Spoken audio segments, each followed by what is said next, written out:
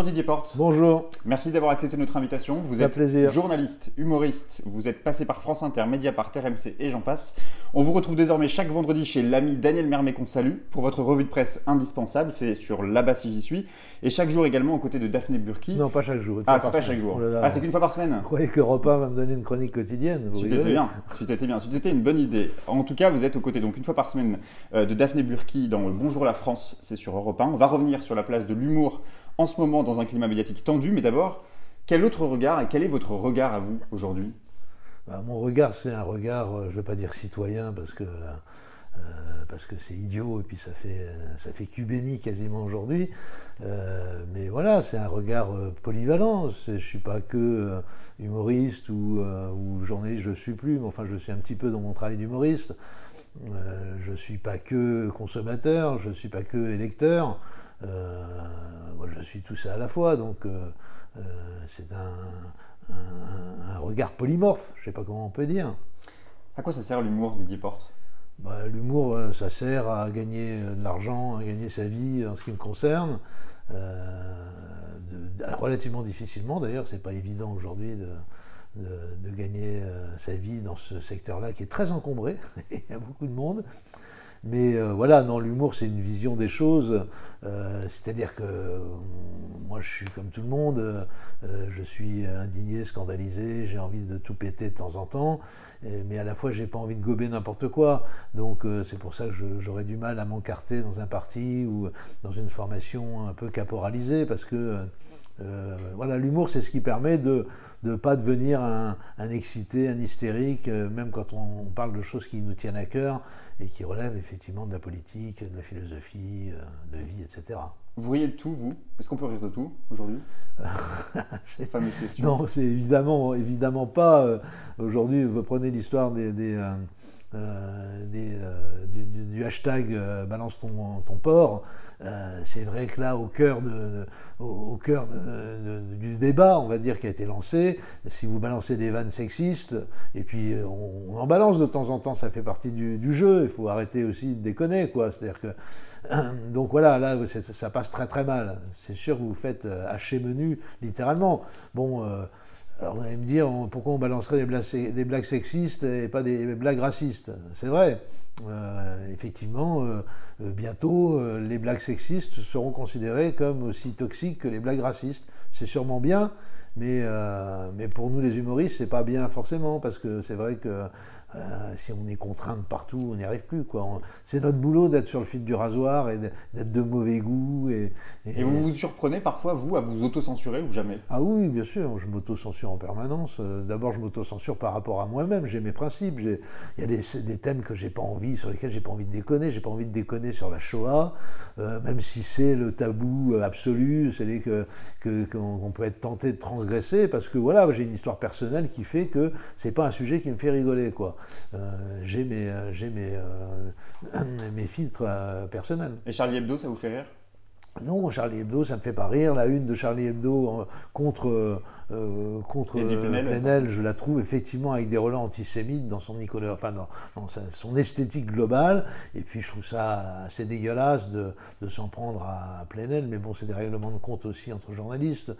Qu'est-ce qui se joue justement aujourd'hui dans ce conflit entre Mediapart et Charlie Hebdo? Mediapart a énervé beaucoup de gens, d'abord des gens de pouvoir, en tapant tous azimuts, et même dans son camp, même de son côté, qui est la gauche, hein, c'est un journal de gauche, Mediapart.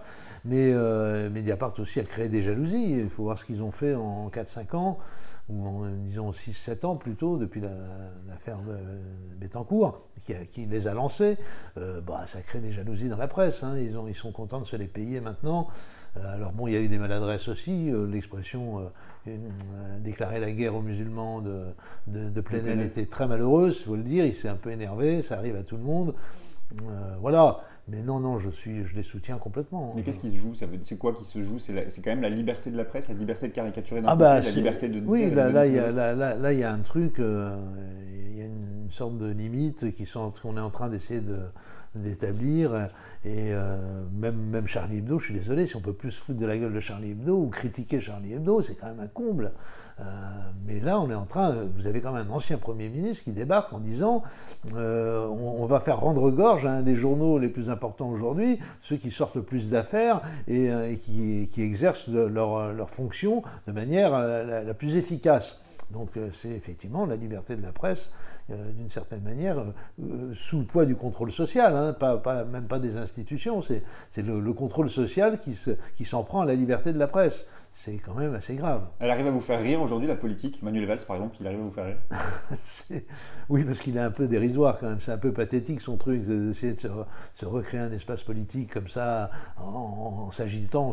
L'image de quotidien du petit journal, on le voit dans le studio de France Inter, enfin, c'est quand même révélateur d'un grave psychopathe. Donc voilà, bon, il me fait rire. Ils me font tous rire quand même, malgré tout. Vous aviez dit pendant la campagne présidentielle, vous avez déclaré au Dauphiné qu'il valait mieux avoir trop de matière que pas assez. Elle vous inspire, la nouvelle génération En Marche?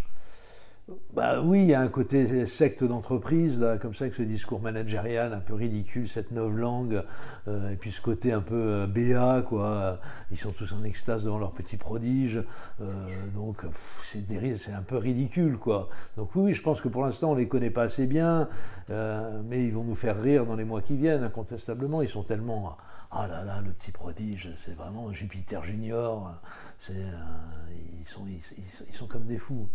Alors hier, je recevais Patrice Leclerc, c'est le maire communiste de la ville de Gennevilliers. Il vous a posé une question. Il se dit fidèle auditeur de la matinale de France Inter et il s'interroge sur le fait qu'on donne le sérieux aux experts de droite sur l'antenne. Il cite la chronique hebdomadaire, non quotidienne même, de Dominique Seux. Et à l'inverse, il s'étonne de voir que l'équilibre politique se fait avec les humoristes qui sont plutôt de gauche. Le sérieux à la droite, l'humour à la gauche, c'est comme ça qu'on règle les questions d'équilibre politique sur une antenne de service public?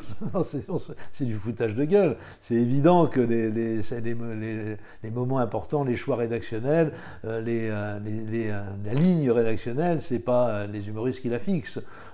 D'abord, ce sont des humoristes qui sont très talentueux, mais qui sont très... attention, on prend jamais position politiquement vraiment de manière très très claire, on dédramatise à chaque fois. Charline Vanhoenacker est très, très caractéristique par rapport à ça. Elle est très douée, c'est une journaliste, elle a une très bonne culture politique, mais elle est toujours dans ce côté... Moi, j'aimerais bien la voir un jour lâcher son étiquette et son costume d'humoriste et puis piquer une vraie colère à l'antenne un jour. Alors elle l'a fait plus ou moins une fois avec Canal+, je crois, je sais plus, à l'époque de Bolloré, contre Bolloré ou Canal+, mais bon... Certains autres le font, Guillaume Meurice, oui, Ferroni par exemple, oui, Ferroni, voilà, plus des coups de gueule. Voilà, Ferroni, mais bon, globalement quand même, l'important c'est la chronique économique de Dominique Seux, c'est la chronique politique de je ne sais plus comment il s'appelle, et c'est eux qui sont importants, les humoristes sont là pour... Vous êtes resté 10 ans, je crois, à France Inter. Ouais. C'est quoi votre regard aujourd'hui sur le service public? Je suis resté 13 ans même. J'ai été viré 2 fois de France Inter. Une première fois au bout de 3 ans et une deuxième fois au bout de 10 ans. Écoutez, moi je pense que le service public, une antenne comme France Inter, d'abord a une espèce d'autonomie qui fait que même les pires directeurs et les pires dirigeants ont du mal à en infléchir la qualité profonde. C'est une qualité vraiment, effectivement, qui est importante. Alors, il y a eu des dirigeants ont fait des bons choix. Hein. Schlesinger, j'estime, a bien travaillé, a fait du bon boulot à France Inter. Je suis beaucoup plus circonspect sur Madame Bloch, qui, ne l'oublions pas, était l'adjointe de Philippe Val quand ce dernier dirigeait France Inter. Et donc voilà, moi elle était dans le bureau quand j'ai été viré par Philippe Val, m'accusant presque d'avoir dit Heil Hitler à l'antenne, parce que j'avais fait dire à Jean-Claude Sarkozy à De Villepin. Donc voilà, je suis plus circonspect, mais c'est un peu aussi pour des raisons personnelles, donc pas très objectives. Mais vous avez un attachement quand même à la fonction de service public, vous y retourneriez par exemple? Oui, évidemment.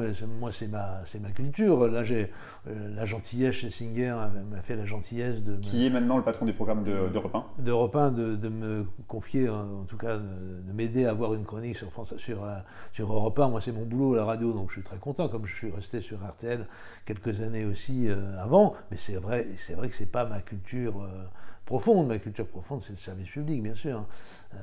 Voilà. Alors une dernière question, Didier Porte, vous avez soutenu la candidature de Jean-Luc Mélenchon, vous l'avez dit publiquement.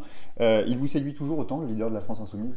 Écoutez, moi j'ai de l'affection vraiment pour ce mec que j'ai connu très tôt dans sa carrière, à l'époque où je travaillais dans une petite radio socialisante de l'Essonne, et lui il était responsable, il n'était même pas encore sénateur, il était responsable de la fédération, je ne sais plus comment ça s'appelait, locale.